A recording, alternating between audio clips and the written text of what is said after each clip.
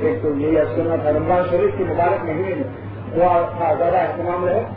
ایک تو افطار سے پہلے، افطار سے قبل دعا بہت قبول ہوتی ہے.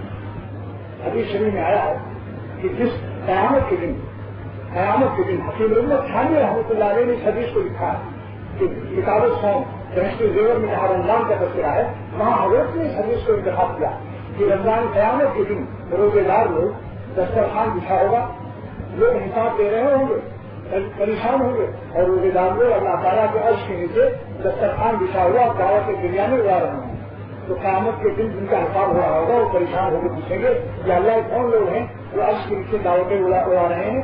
اعلان ہوگا کہ وہ ہے جو رمضان شریف کے روزے رکھتے ہیں. یہی فضیلت کی بات ہے. اور ہے افطار سے قبل جو ہے دعا بہت قبول ہوتی ہے. تحجد کا وقت بھی ہے اور افطار کا وقت بھی ہے. اس سے پہلے سب دعائیں مانگیے.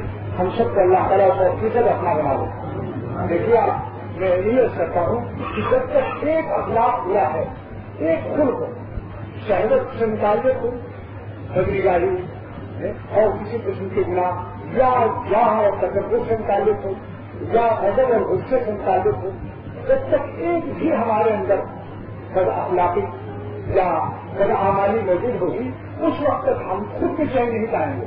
اگر مخلوق ہم سے چین نہیں پاتی، ہم خود بھی جو مخلوق ہیں ہم بھی بے چین رہیں گے.